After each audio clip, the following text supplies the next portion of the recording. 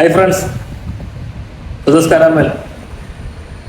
കേരളത്തിന്റെ മണ്ണിൽ നിന്നും ലഹരിയെ ഉന്മൂലനം ചെയ്യുക, ലഹരി വിമുക്ത ഒരു പ്ലാറ്റ്ഫോം കെട്ടിപ്പടുത്തി ഉയർത്താൻ വേണ്ടി അഹോരാത്രം കഷ്ടപ്പെടുന്ന കേരളത്തിന്റെ ബഹുമാനായ ആഭ്യന്തര വകുപ്പ് മന്ത്രിക്ക് ഒരു ബിഗ് സല്യൂട്ട്.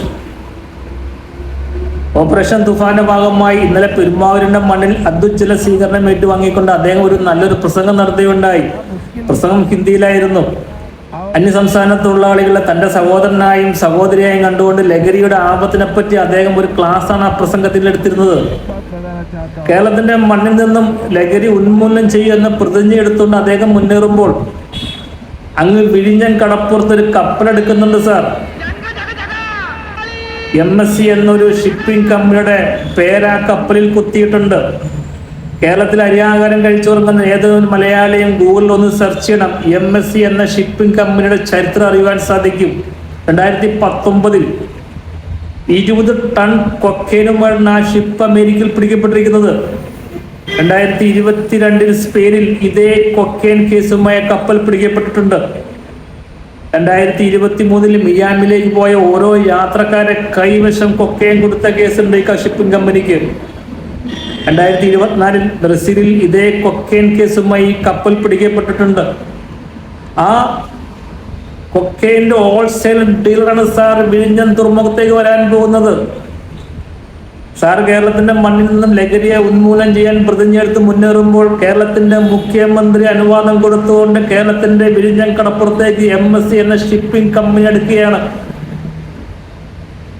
തന്റെ കീശയിലുള്ള ഫുൾ ഷെയറുകൾ കൊടുത്തുകൊണ്ട് ഷിപ്പിംഗ് കമ്പനിയെ സ്വാഗതം ചെയ്തു അദാനി ഗ്രൂപ്പ്. ഇതിനെ ചോദ്യം ചെയ്യാൻ ഇവിടെ കോൺഗ്രസ് നേതാക്കന്മാർക്കോ അല്ലെങ്കിൽ ഹൈക്കമാൻഡിനോ സാധിക്കുമോ? ഷിപ്പിംഗ് കമ്പനിയുമായി ബന്ധപ്പെട്ട തുറമുഖ വകുപ്പ് കൈകാര്യം ചെയ്യുന്ന സതീശൻ സാറാണോ? ഇതിലേക്ക് വരുന്ന ധനം എവിടുന്ന് വരുന്നു? അതിനെ കൈകാര്യം ചെയ്യാനോ ചോദ്യം ചെയ്യാനോ വേറൊരു കോൺഗ്രസ് മന്ത്രിമാർക്ക് സാധിക്കില്ല. കാരണം ധനകാര്യ വകുപ്പ് കൈകാര്യം ചെയ്യണം സതീശൻ സാറാണ്. ഇതിന്റെ നിയമവ്യവസ്ഥ, ഇതിന്റെ നിയമങ്ങൾ, ഇതിന്റെ നിയമാനുസൃതമായിട്ട് നൽകുന്നത് ചോദ്യം ചെയ്യാൻ ഇവിടുത്തെ ഒരു കോൺഗ്രസ്സുകാരനും സാധിക്കില്ല. ഈ നിയമ വകുപ്പ് മന്ത്രിയും സതീശൻ സാറാണ്. ഇതിലേക്ക് വരുന്ന ഉദ്യോഗസ്ഥന്മാരെ നിയമിക്കുന്ന ചോദ്യം ചെയ്യാൻ ഇവിടുത്തെ ഒരു കോൺഗ്രസ് നേതാവിനും സാധിക്കില്ല. കാരണം പൊതുഭരണ വകുപ്പും കൈകാര്യം ചെയ്യുന്ന സതീശൻ സാറാണ്. പണ്ട് നിങ്ങൾ പറഞ്ഞില്ലേ, ട്രസ്റ്റാണ് അപ്പനും സുഭദ്രയും പിന്നെ ഞാനും. നിങ്ങൾ കളിയാക്കിയില്ലേ? കാരണം നിങ്ങൾക്ക് മറുപടി തന്നില്ലേ? ഹൈക്കമാൻഡിനാണ്ടും കേരളത്തിന്റെ കോൺഗ്രസ്സുകാരും ഞാൻ ചോദിക്കുന്നത്, കാരണം നിങ്ങൾക്ക് മറുപടി തന്നില്ലേ? ഇപ്പൊ അപ്പം മാത്രമല്ലേ ഉള്ളൂ. നിങ്ങളുടെ കോൺഗ്രസിൽ നമ്മുടെ ലിജു മന്ത്രി എന്ന് ചോദിച്ചല്ലോ, ഇവിടെ ബോസ് ഭരണം വേണ്ട. നിങ്ങളെല്ലാം കൂടി ഒരു കാര്യം ഓർത്തുള്ളൂ, വരും തലമുറയെ നശിപ്പിക്കരുത്.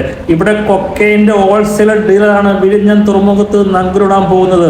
വരും തലമുറയ്ക്ക് വേണ്ടി എന്തെങ്കിലും നിങ്ങൾ സഹായം ചെയ്യുമെങ്കിൽ ഒന്ന് പുനഃപരിശോധിക്കുക. ഇത് തെറ്റാണോ ശരിയാണോ? നിർത്തുന്നു. മടുത്തിട്ടാണ് ജനം നിങ്ങൾക്ക് അധികാരം തന്നത്. ആ ജനം നിങ്ങളുടെ മുഖത്ത് കാർക്കിച്ച് തുപ്പുന്ന അവസ്ഥ ഉണ്ടാവരുത്.